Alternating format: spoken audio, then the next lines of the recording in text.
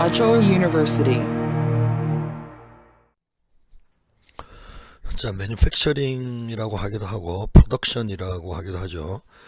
우리가 생산과 제조, 굳이 매뉴팩처링과 프로덕션을 구분하는 사람들도 있긴 해요. 근데 우리가 이 강의에서는 매뉴팩처링과 프로덕션을 굳이 구분할 필요는 없을 것 같습니다. 자, 생산이라는 게 뭐냐? 그러니까 이번에서 배울 게 그 어떤 데피니션이 뭘까? 생산이라는 거.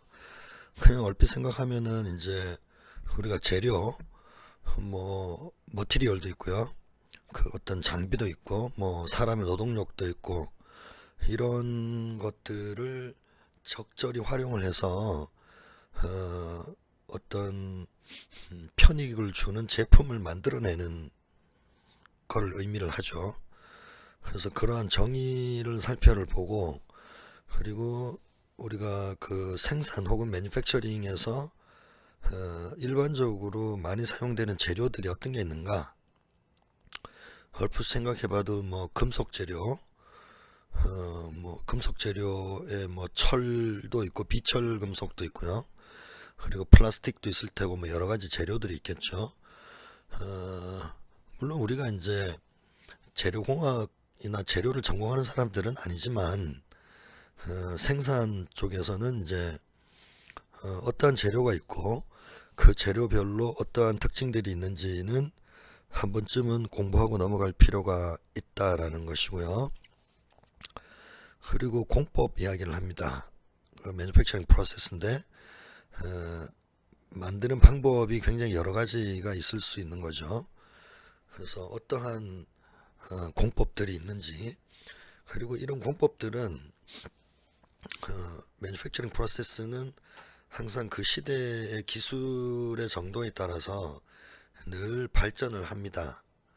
그래서 굉장히 빨리 변하는 분야도 있고요. 이를테면은 전통적인 공법들, 머시닝이라든지 캐스팅 이런 전통적인 공법들은 상대적으로 그렇게 빨리 변하지는 않습니다.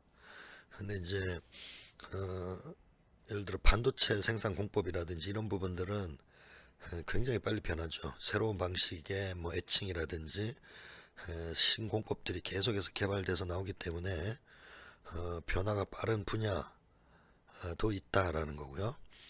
그리고 이런 공법들을 실행을 하는데 필요한 그 생산 시스템이라는 게 있죠.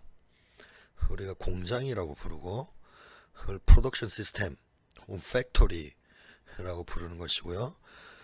최근에 이제 스마트 팩토리가 어쩌고 저쩌고 하는 그런 이야기들이 나오는 것들은 이런 전통적인 프로덕션 시스템을 고도의 IT 기술들을 결합을 시켜서 굉장히 어떤 우리가 스마트하다고 할 만한 요소들, 그러니까 어떤 것들이 이제 스마트하다고 할 만한 요소가 될까요? 생산 시스템에서 예를 들면은 일반적으로 이제 8, 90년대에 자동화된 오토메이티드 팩토리의 어떤 그 개념의 연장선이라고 볼 수도 있는데, 단순히 자동화된 공장을 스마트 팩토리라고 부르진 않죠. 그러니까 스마트 팩토리라고 부를 정도가 되려면 물론 자동화는 기본으로 돼 있어야 되고, 그리고 항상 이제 어떤 현재 생산 시점에서 어떤 어느 정도의 미래를 내다볼 수 있는 성능이 있어야 돼요. 우리가 흔히 스마트 팩토리라고 부를 때는, 그러니까 지금은 괜찮은데 한 30분 뒤에 어떤 그 컨베이어에서 물류 정체가 일어날 게 예상이 된다. 이런 기능, 그러니까 미래를 보는 프로액티브 시뮬레이션이라고 할까, 그런 미래를 보는 기능이 있어야 되고, 그리고 그러한 예를 들어 30분 뒤에 공장의 특정 부분에서 물류 정체가 예상이 돼요. 그러면은 그거를 지금부터 조치를 취해야겠죠, 그죠?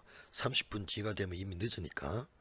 그래서 거기에 AI 같은 어떤 기능을 이용을 해서 선제적으로 그러한 어떤 정체라든지 이런 것들이 일어나지 않게 다른 물류들의 경로들을 우회시킨다든지 이러한 것들이 이러한 기능이 있는 게 사실은 스마트 팩토리와 기존에 우리가 알고 있는 어떤 자동화된 생산 시스템과의 가장 큰 차이점이다라고 볼 수가 있고요. 지금 여기서는 일단 프로덕션 시스템의 뭐 전반적인 구성 요소나 그런 성격들을 배울 거고, 스마트 팩토리에 관한 사항들은 앞으로 이제 시간이 날 때 조금씩 더 구체적으로 이야기를 하도록 하겠습니다.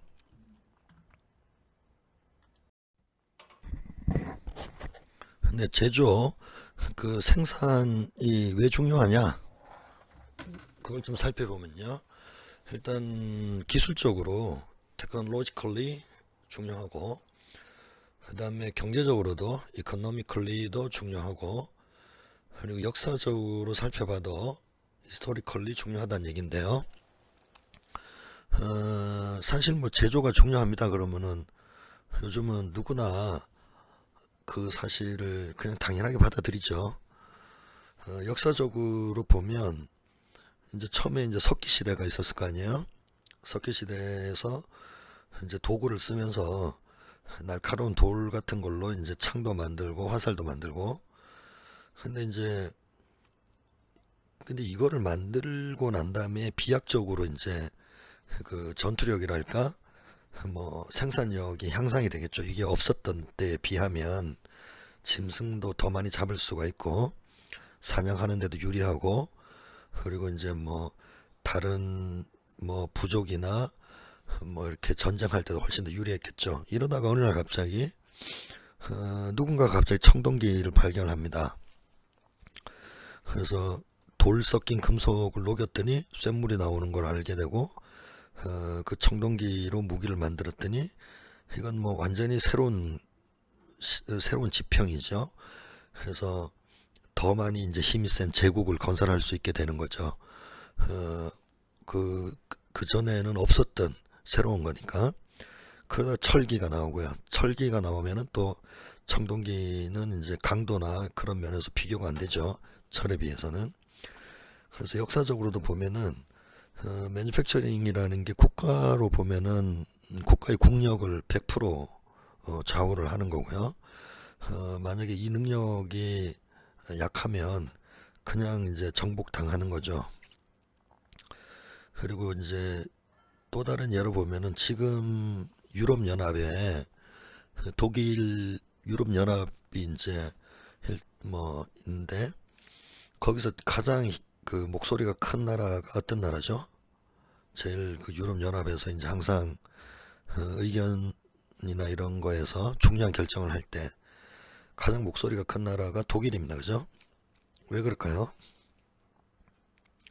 독일이 매니팩처링이 제일 강합니다, 여러분. 그래서 독일의 세계적인 매니팩처링 회사들이 굉장히 많죠. 자동차만 해도 고급 차들이 주로 독일 차들이 많고, 그리고 이제 어떤 전통적인 공법에서도 독일이 굉장히 강해요.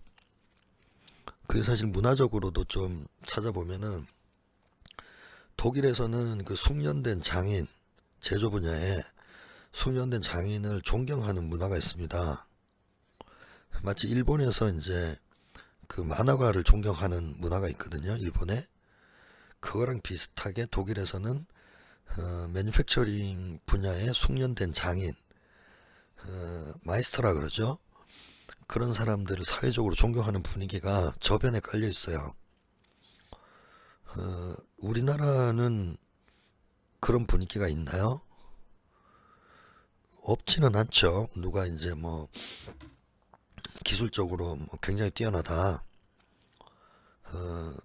상당히 뛰어난 엔지니어입니다. 그러면은 뭐 존경은 하지만 그럼에도 불구하고 독일만큼은 아니에요.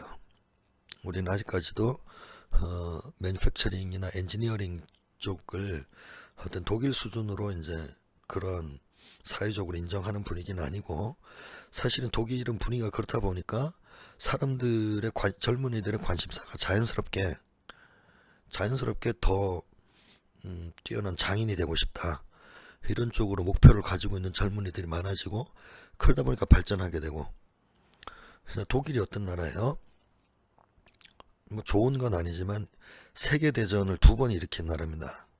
1차 세계대전도 독일이 일으켰고 2차 세계대전도 독일이 일으켰죠. 물론 이제 독일이 패전해서 참 다행이긴 하지만 대단한 거예요. 그죠? 전 세계를 상대로 두 번을 전쟁을 일으킨 나라예요. 그리고 거의 이길 뻔을 했어요. 그러니까 독일의 매니팩처링 덕분입니다. 독일의 이제 탱크라든지 이런 무기들이 압도적으로 강했어요. 전쟁 초반에는. 그래서 매니팩처링이 이렇게 중요하다라는 것이죠.